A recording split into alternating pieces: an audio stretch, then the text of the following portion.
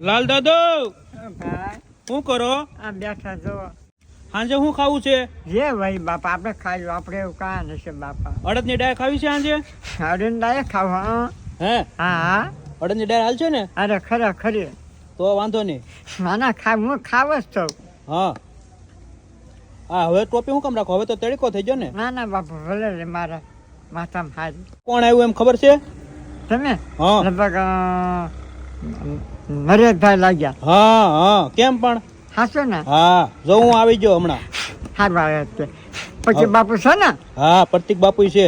બોલો બીજું.